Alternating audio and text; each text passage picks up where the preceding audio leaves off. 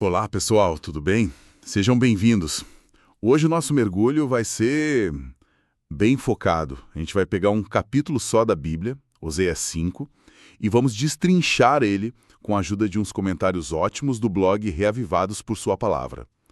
A nossa missão aqui é entender a anatomia de um colapso, sabe? Tanto espiritual quanto social. É um tema bem denso e o capítulo é forte. Muito.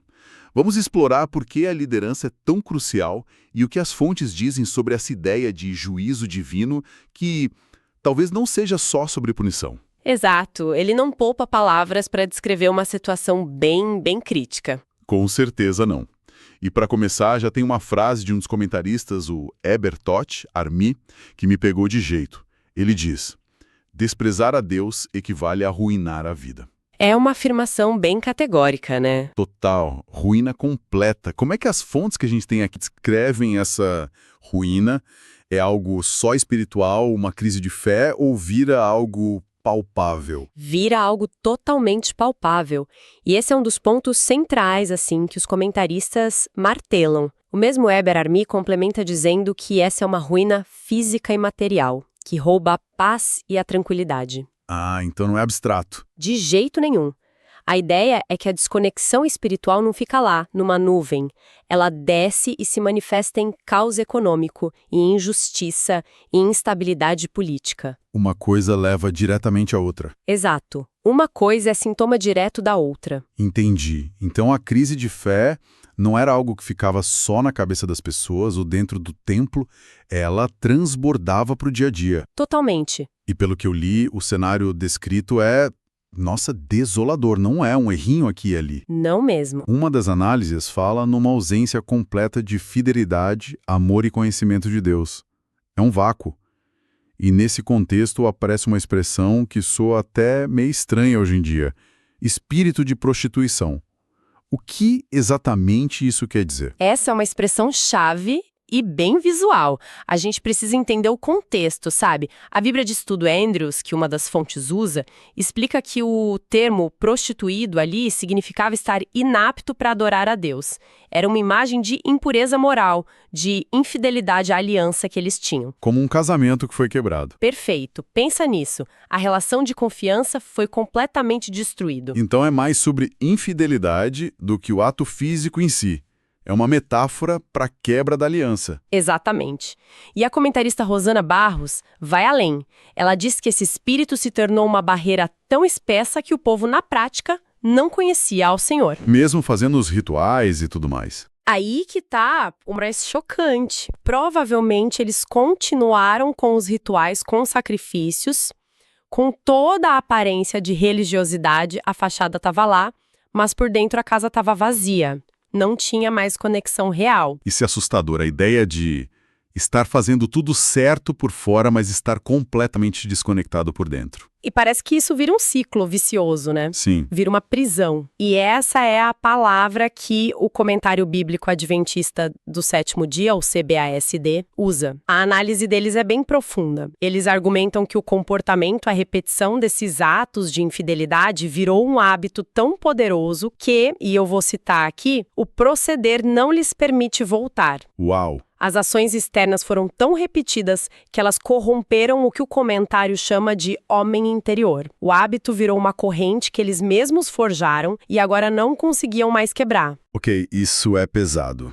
A ideia de que as pessoas podem se prender nos próprios hábitos a ponto de não conseguirem voltar. Mas isso me faz pensar.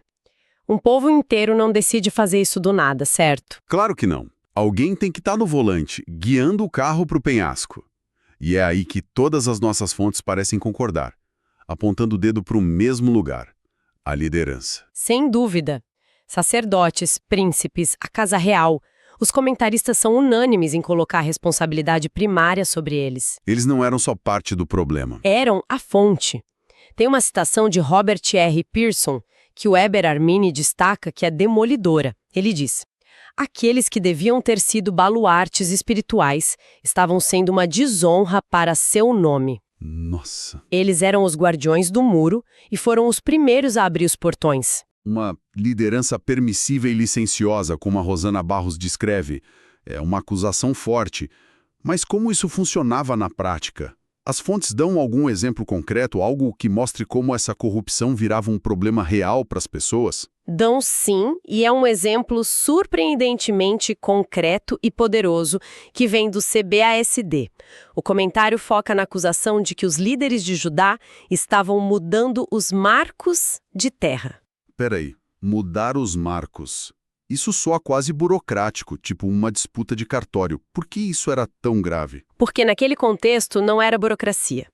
Era o alicerce da justiça social. Os marcos eram pedras que delimitavam as propriedades que cada família tinha recebido como herança, entende? Entendi. Mover esses marcos era literalmente roubar a terra de alguém. E era uma violação direta de uma lei divina lá em Deuteronômio que proibia isso. Então os líderes estavam usando o poder deles. Exato. Para aumentar suas próprias terras, engolindo as propriedades dos mais pobres, das viúvas, dos órfãos. O comentário do CBASD chama isso de um desprezo totalmente irresponsável e egoísta pelos direitos dos outros. Uau! Agora faz todo sentido. Então, a doença espiritual da liderança se manifestava como roubo legalizado? A injustiça social era o sintoma visível da febre espiritual? Perfeita colocação. E isso se conecta com outra coisa que eu li, a ideia de que o povo passou a andar após a vaidade. O que seria essa vaidade? Uma das análises mais interessantes sobre isso também vem do CBASD. Eles explicam que a palavra hebraica original para vaidade aqui pode ser traduzida como uma ordem ou um preceito, só que não era a ordem de Deus. Era a ordem de quem, então? A análise sugere que se refere a uma ordem humana específica, a do rei Jeroboão I. Ah, o rei que fez os bezerros de ouro. Esse mesmo. Gerações antes, para consolidar seu poder político, ele mandou construir os bezerros e disse: "Eis aqui os seus deuses." Foi uma decisão política que corrompeu a nação inteira. Que loucura. Então, andar após a vaidade significava escolher obedecer a uma ordem conveniente de um líder humano, mesmo sabendo que ia contra a ordem explícita de Deus. A liderança deu o comando errado e o povo, Seguiu. por conveniência ou pressão, seguiu. Então temos uma liderança corrupta, um povo que segue ordens erradas e uma conexão com o divino que está completamente rompida. Qual é a consequência disso tudo? As fontes começam a falar sobre juízo e as imagens que elas usam são muito fortes. Uma delas é o som da trombeta, o shofar. Sim, e é importante entender o simbolismo. O CBASD explica que o toque do shofar nesse contexto não é um aviso de "cuidado, algo pode acontecer". É pra já! É um alarme de emergência. É o sinal de que os inimigos, que seriam os instrumentos desse juízo, já estão nos portões. A invasão é iminente. O perigo não está vindo, ele já chegou. Isso aumenta muito a tensão da cena. E logo depois vem uma imagem que é, para mim, uma das mais aterrorizantes da Bíblia. A do leão, né? Essa mesma. A de Deus agindo como um leão que despedaça sua presa e a arrasta embora sem que ninguém a livre. É uma imagem de violência, de poder incontrolável. E de um fim definitivo. Os textos associam isso ao cativeiro. E o ponto crucial que os comentaristas como Heber Tochar-Mi ressaltam é que isso não ficou só na metáfora. Essa profecia teve um cumprimento histórico brutal. A invasão assíria. Exatamente. A imagem do leão se tornou a realidade do exército assírio, que em 725 a.C. invadiu, destruiu Samaria e levou a população para o exílio. A ruína que era espiritual virou uma ruína nacional concreta. Isso levanta uma questão central. Diante dessa enfermidade, como as fontes chamam esse colapso, como é que o povo e os líderes reagem? Eles percebem que estão doentes, que a nação está desmoronando. Qual é a solução que eles procuram? E aí está a grande ironia trágica que os textos exploram.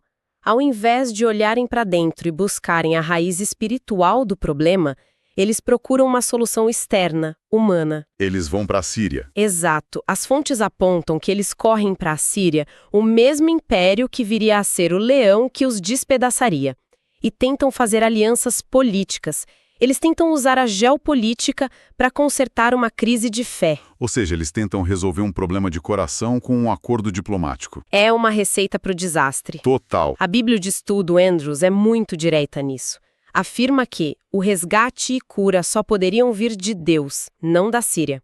Eles estavam pedindo ajuda pro próprio sintoma da doença. E parece que tem mais uma camada aí, né? Tem uma camada ainda mais sutil que o CBSD aponta. Qual? Mesmo nos momentos em que eles parecem se voltar para Deus, eles fazem isso pelos motivos errados? O texto diz que eles vão com os seus rebanhos, ou seja, levando sacrifícios, cumprindo o ritual. A parte externa. Isso. Mas o que os move é o medo da punição, a aflição que se aproximava.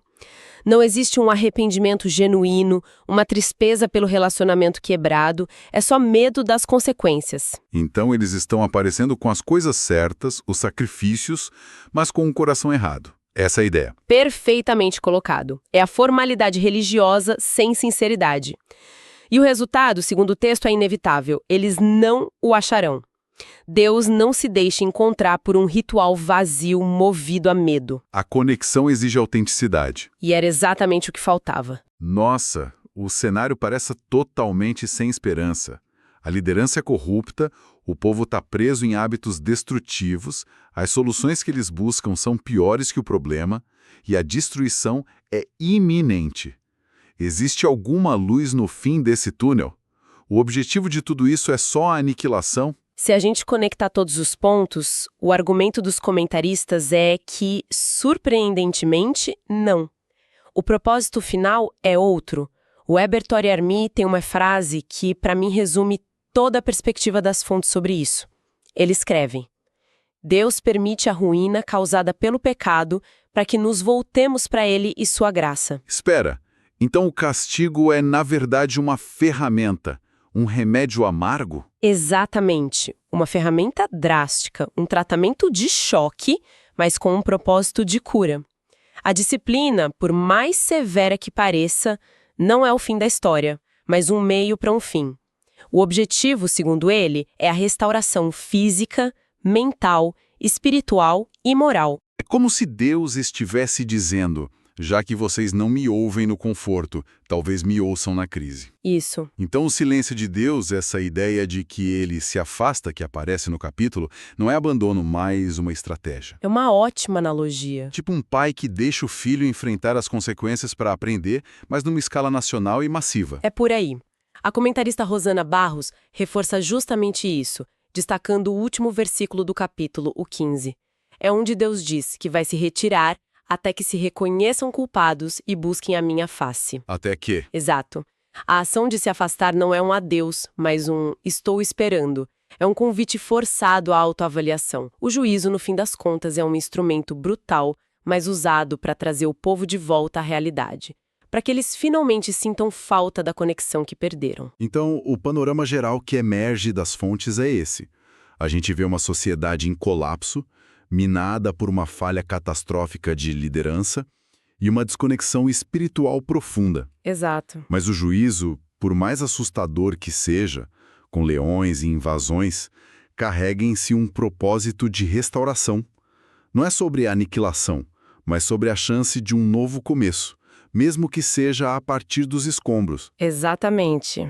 A crise é o sintoma da doença e o juízo é o tratamento radical, mas necessário, para tentar salvar o paciente. E o que eu achei mais impactante e até um pouco desconfortável foi como a Rosana Barros pega toda essa história antiga e joga no nosso colo hoje. Ela não deixa isso no passado, né? Não mesmo.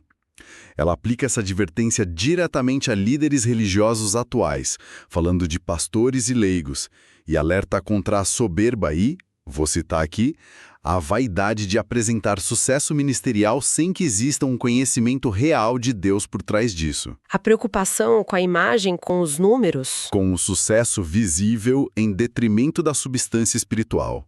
É um eco perfeito do problema de Oséias. E essa parece ser a grande conclusão que amarra todas as fontes.